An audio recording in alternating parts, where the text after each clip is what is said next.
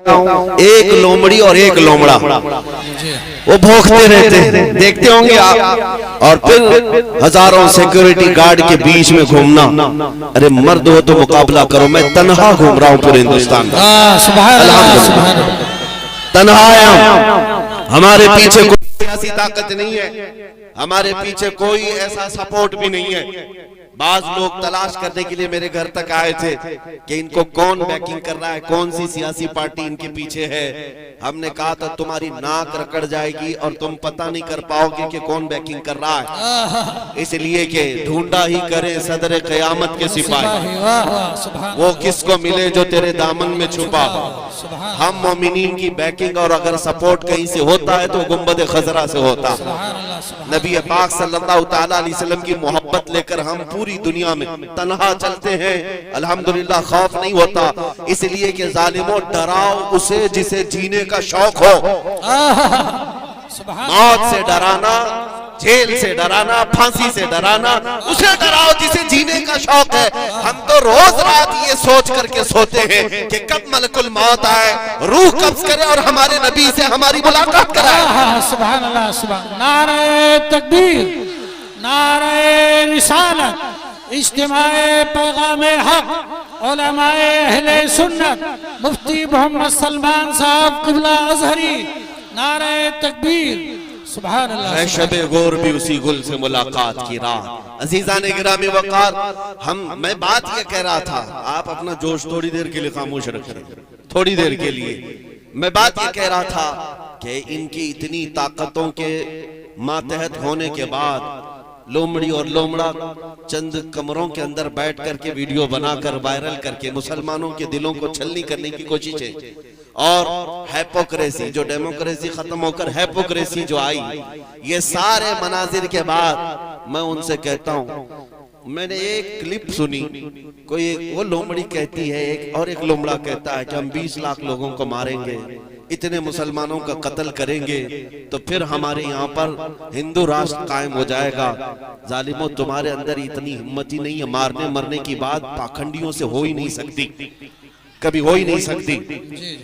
एक बात मैं कहूंगा, अगर मारने और मरने का शौक ही है तो चलो मैं भी चलता हूं, तुम भी चलो, बॉर्डर पर खड़े हो जाते हैं। बॉर्डर पर खड़े होंगे, अपने देश की रक्षा करते हैं, अपने देश की हिफाजत के लिए चलो बॉर्डर पर चलते हैं, फिर देखा जाएगा कि कितनी गोलियां तुम खाते हो, कितनी हम खाते हैं। और मैं अकेले की बात नहीं कर रहा हूं, इंशाअल्लाह अज़ीज जिस दिन मेरे मुल्क के अजीज की हिफाजत की बात आए, ये उलमा भी हाजिर होंगे, ये मजमा भी हाजिर इंशाअल्लाह। इसलिए कि इस मुल्क को हमने खूने जिगर से सींचा, यहाँ हमारी तारीख मौजूद है। अज़ीज़ाने गिरामी वक़ार, इन आतंकियों के गले में अगर हुकूमत ने पट्टा नहीं डाला तो ये कुत्ते इन हुकूमतों को ही नोच खाएंगे। वो दिन भी आएगा जब यही कुत्ते इनके लिए भारी पड़ जाएंगे, यही भारी पड़ जाएंगे। अंदाजा कर ले मेरे अजीजों, कारून शायद ये समझता है कि पैसे की रेल पेल से मैं 100 साल जी लूंगा। ये शद्दाद, ये हमान, ये फिरौन ये समझता है कि मैं अपनी ताकत के बलबूते पूरे लोगों की गर्दनों पर हुकूमत कायम कर लूंगा। वो तो बड़ी ताकतें थी, तुम्हारी हैसियत मच्छर के बराबर भी नहीं।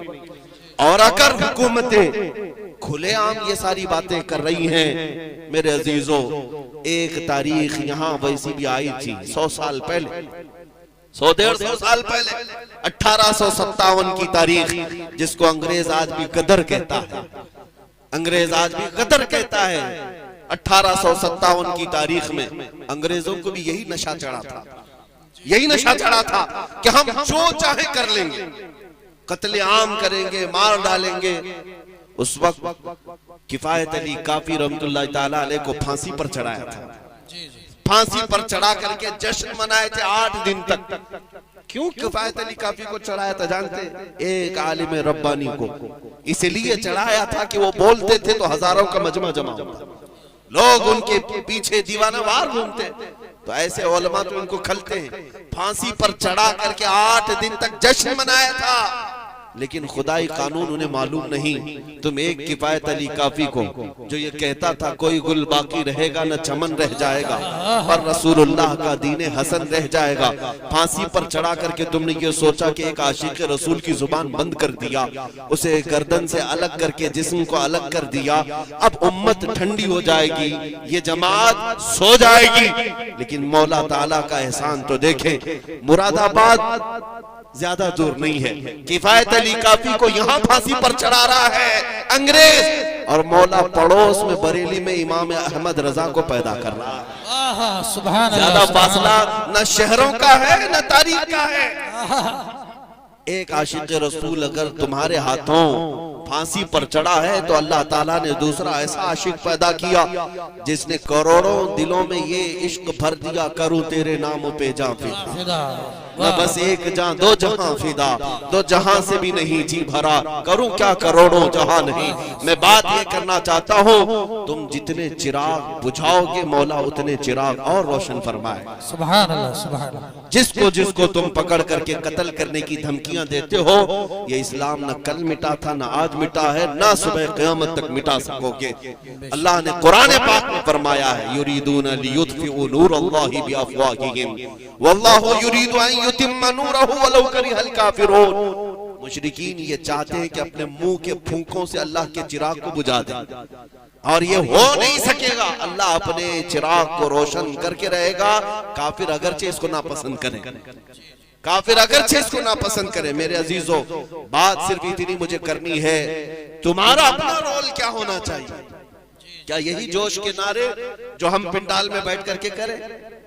क्या हमारी यही तकरीरें जो जलसे तक रहे? नहीं मेरे अजीजों, हमारा लक़ब, एक मोमिन का लक़ब ये था कफन बरदोश।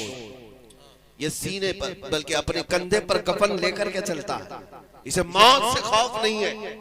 तो ये खौफ जब तुम्हारे सीने से निकलेगा तो हक बोलने की हिम्मत उतनी बढ़ती चली जाएगी। ज्यादा से ज्यादा तुम्हें किस बात से डराया जाता है आज? फांसी से, ये सबसे हाईएस्ट सजा है ना, या जेल से। ये दोनों चीजें एक मोमिन के लिए कोई माने नहीं रखती।